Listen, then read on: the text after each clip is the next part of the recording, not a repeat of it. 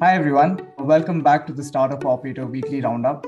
The Weekly Roundup is the show for people who want to stay updated on all major developments of the Indian startup ecosystem. If you're new to the podcast, don't forget to subscribe and share this episode with folks you think will really enjoy the show. Today, Roshan and I have quite a lot of things to discuss, but hey, Roshan, thanks for joining us today.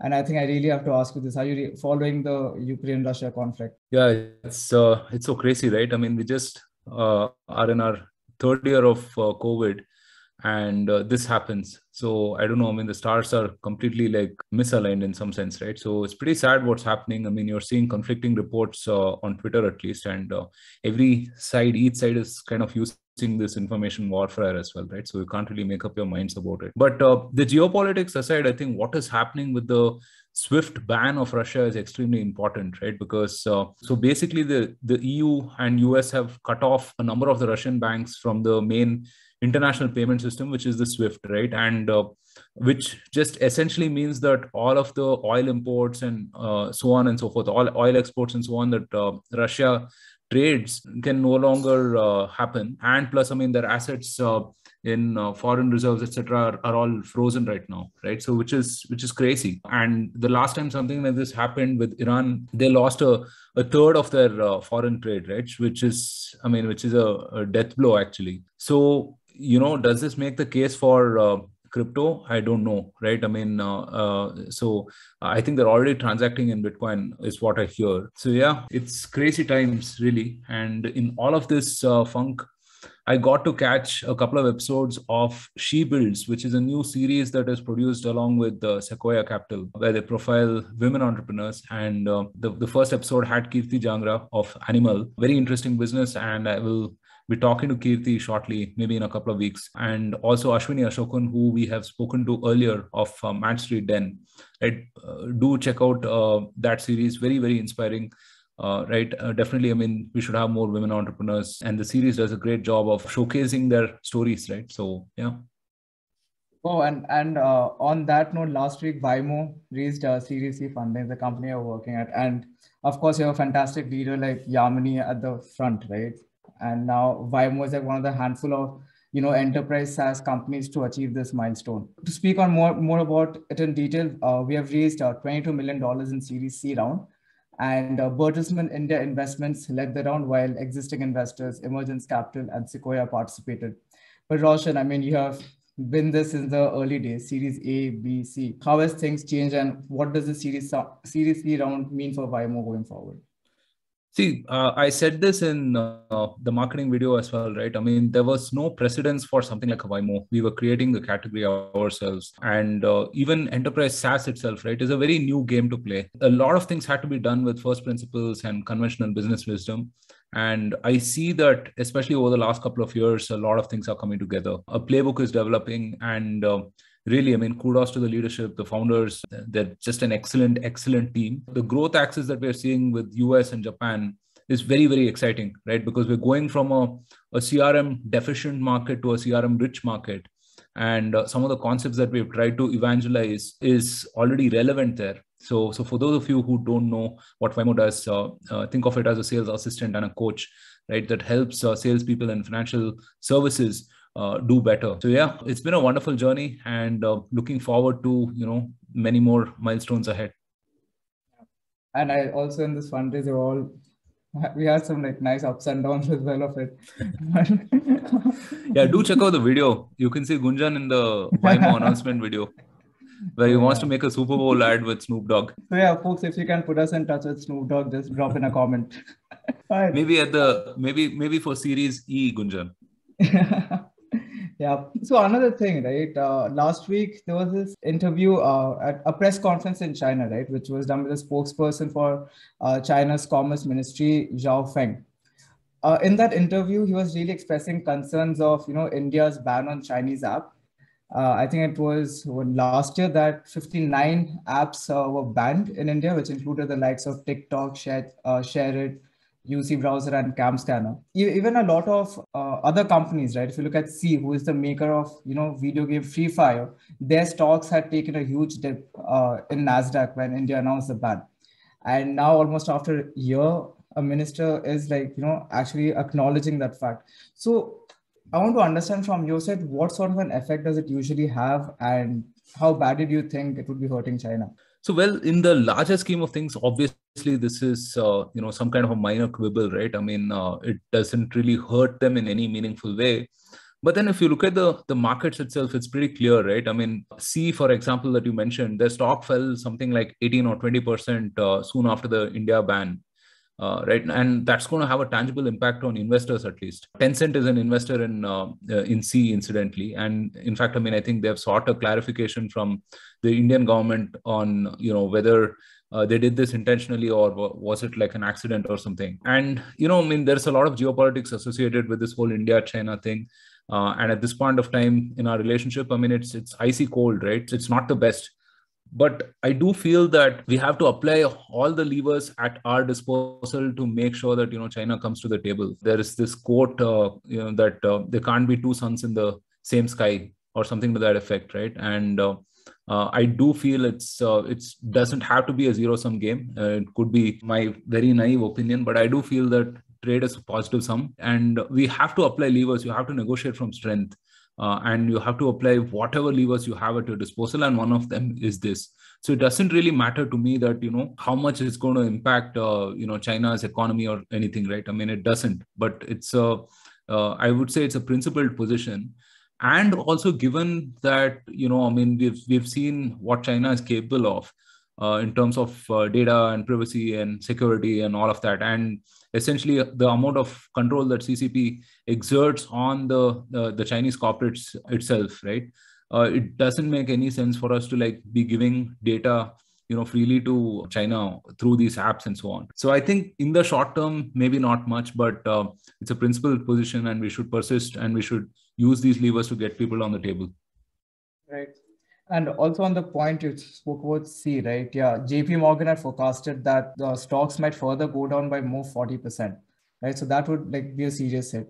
But having said that, if you look at just the marketplace demographics, right, with mobile penetration it rapidly increasing in India, that opens up a huge market, Yeah. right? And very No, so see, the thing is that I've said this before as well, right? And Harsh Gupta makes this point really, really well, which is that the per capita income for India is around $2,500, right? China is around $10,000 or $11,000, and the US is around $50,000, right? So we're starting off of such a low base, right? So as the economy grows, I mean, you're going to see people become a lot more wealthier, right? And we're going to that whole trope of India being a Dow nation and then not really being an ARPU nation, that's going to change, right? Even if it changes by a little bit, right? Even if the number of wealthy people here increases even by a little bit, the sheer numbers can add significantly to the overall picture. So yeah. So in many of the roundups you always talk about how every company is trying to be a fintech company. On that front, Zomato has now incorporated a wholly owned NBFC, which is called Zomato Financial Services Limited. Now the goal is to provide short-term credit access to its ecosystem. We have also discussed how much Zomato's shares have been taking a hit in the public market, right? So do you think this move by them will help improve an investor interest? See, they have to do anything and everything to figure out this ticket value problem, right? Because see, the core restaurant business, the average order value is $250-300. Now, if you put all of the delivery charges, cost of logistics, and so on and so forth, they're not really making much there, right? So, which is why they have to expand and offer full stack restaurant solutions. And so, I mean, you saw that investment in Shiprocket, for example, on the logistics side. Then they've acquired a POS solution sometime back. I think it's called Zomato Base now, right? All of this is so that they increase the amount of business lines and the amount of profits that they can make, right? The shares are have taken a beating. They're down 40% from the listing price. Sorry, almost at the listing price right now. I mean, they're down 40%. And lending is a profitable business, and India is famously credit starved. The kind of businesses that list with Zomato might really have to run pillar and post for financing. The advantage that Zomato has is the fact that they have transaction data. They know how much business a particular restaurant is doing, so they can offer financing based on that, right? So overall, I think it's definitely net positive. Right. So last week, two new unicorns were added to India's ever-growing list. One was Hasura. It's a company which provides software for developers to connect disparate sources of data. Hasura has raised $100 million in fresh funding round at a $1 billion valuation. And this round was led by Green Oaks with participation from existing investors, which include Nexus Venture Partners, Lightspeed Ventures, and Vertex Ventures. Perfios is the second startup that became unicorn after raising a $70 million round from existing investors Warburg Pincus and Bessemer Venture Partners. The fresh round values the company at $2 billion plus. Now, these are huge valuations, right? I mean, Yeah, I mean, the list is it ever is. growing. Yeah, we have 10 unicorns for the year already. Yeah. I start with Perfios, right? Perfios, basically what they do is credit analysis. And we just spoke about, for instance, Zomato being an NBFC. And typically, if you look at Perfios's a client list, right? I mean, they have all kinds of companies. They have banks like DBS, they have Bajaj Finserv, which is an NBFC type, right? Or consumer lender. Vaishya Bank, right, which is again an old world bank. Then they have Bharti AXA, which is an insurance company, Prudential Insurance, ICICI Prudential, which is insurance again, and Flipkart. So any fintech or any bank, NBFC that does some kind of lending, right, SME lending or consumer lending and so on and so forth, Perfios can help them with credit analysis and really crunching all of the data to make sure that, the risks are in alignment with what the company is they're thinking of doing, right? So they process something like 500 million transactions apparently, and they have supported 735 institutions and also have a global presence in about 18 different countries across South Africa, Ireland, Czech Republic, and so on. And I mean, it's a pretty robust platform. Real-time analysis, document authenticity, and so on, right? Now, doing all of this at scale, and especially for a business which is wholly based on risk, is a very core aspect of that, right? So this is a classic case of, selling shovels in a gold rush, actually. Right. And what do you think of Hasura? They also have a very interesting business model with GraphQL, right? Yeah. So we've spoken about the DevTools market with Postman, BrowserStack, and others, right? And we also had Samir Bridge-Verma of Nexus, who was, I think, the first institutional investor in Hasura. That market is exploding. And to understand really what Hasura does, you have to understand GraphQL and REST, right? I know these are different ways to query data from APIs or application programming interfaces. Now, traditionally, if you think about REST, right, the data lives on a bunch of URLs on a server. And so if you have to query, you have to probably query one at a time. For every piece of data, you need to put one query. And this conventional way or this existing way has a drawback, right? I mean, you can, what if you need multiple data sets, right? You have to send multiple requests. And this problem is called underfetching. And then if you want a subset of a data, right, then it doesn't give you a subset of a data. I mean, you have to get the whole thing and then glean from that, which is overfetching.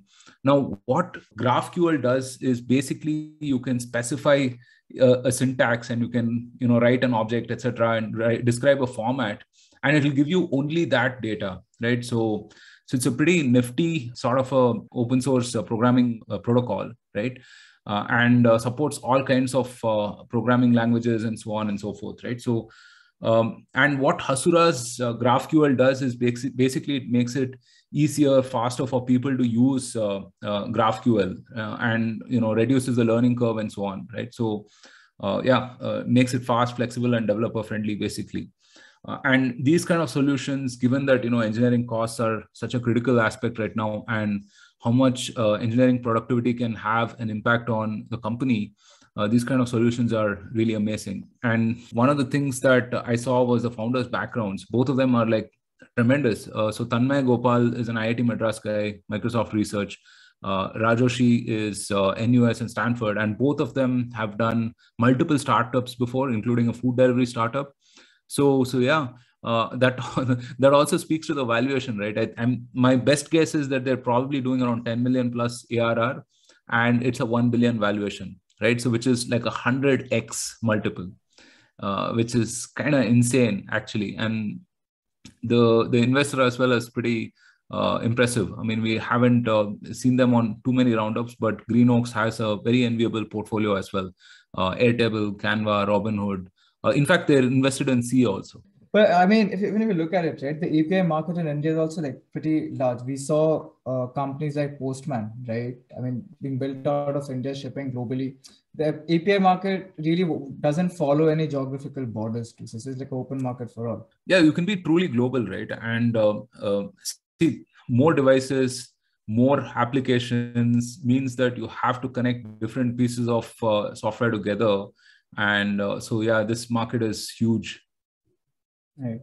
So last week, a lot of venture capital companies also went out raising funds.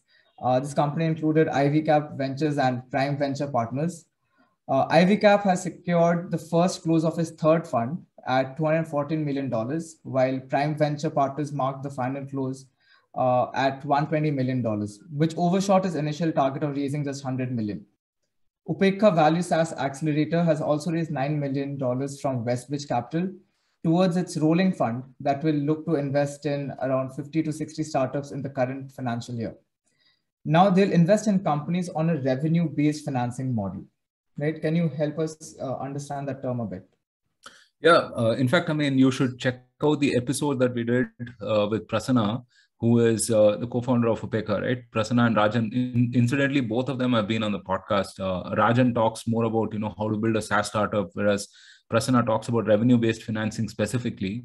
But basically, it is the fact that you're using your receivables to get funding, right? And instead of like equity-based funding, which is giving up ownership of your startup essentially, right? And these folks have speak about profitability, sustainability, and so on, right? I mean, and which is amazing. And both of them have rich backgrounds in B2B SaaS. Prasanna, for example, was with the Microsoft Accelerator earlier, and Rajan has done a startup earlier as well. So amazing folks. I've interacted with them more than a couple of times, and I've really had a good experience. And they have an enviable portfolio of SaaS startups as well, right? So Almabase, AppNox, SignEasy, and so on and so forth. And they really help short circuit that $0 to $1 million journey for entrepreneurs. So yeah, fantastic stuff. And Prime Venture Partners, we've of course discussed earlier as well.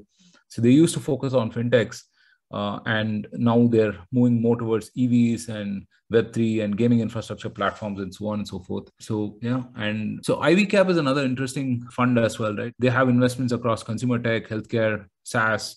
In fact, Convosite, we spoke to Tarun and Tamanna, and their company is invested by Ivy Cap itself. Incidentally, they're also creating endowment funds for some of these educational institutions, like IIT Delhi, for example. Apart from that, there were other two large check Series C rounds that were raised. One was consumer neobanking platform Niyo, which has raised $100 million, and that was led by Axel and Lightrock India. Medibuddy was the second company, and they raised a Series C round of $125 million. This round was led by Quadria Capital and Lightrock India.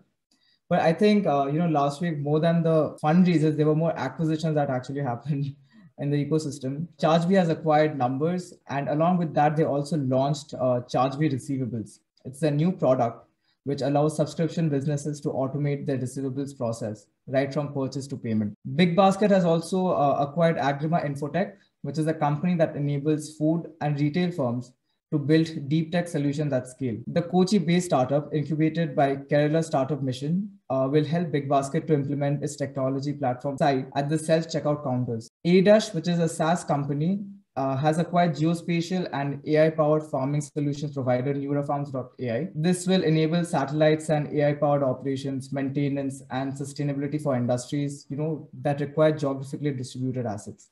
A lot of interesting acquisitions that took place. Anything that stood out for you? Yeah, Niyo, for example, right? I mean, that's a significant fundraise. They offer, like all other neobanks, they offer a digital savings account, and they're coupling that with some wealth management services. And they have some interesting products like a prepaid card, right? Zero balance prepaid card that you can offer to blue collar workers and so on. And they are also going to become a lending company soon. They're launching their lending product and buy now, pay later kind of offerings as well, right? So yeah, they have about 4 million users.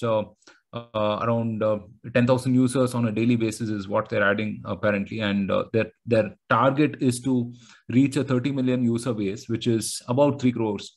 Now, if you look at India market, right? I mean, SBI, which is the largest bank, has about 45 crore customers, right? So obviously, these are really, really, really small numbers, but they're also focused on a very, very, very small niche. And my personal feeling with neobanks is that at this point of time, they're the front end layer for customers, because banks traditionally, the conventional banks have not been able to up their customer service just because of the numbers, right? I mean, these are large numbers. My bank, I've been banking with them for 15 years, and they don't give a hoot about me, right? So the fintechs and neobanks are very nicely positioned to take care of these customers, and they're going to get more and more deeply integrated with conventional banks and so on.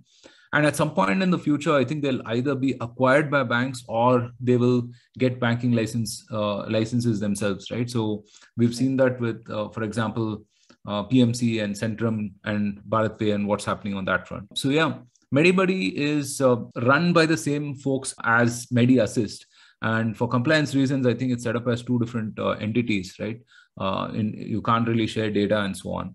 There are strict rules against that.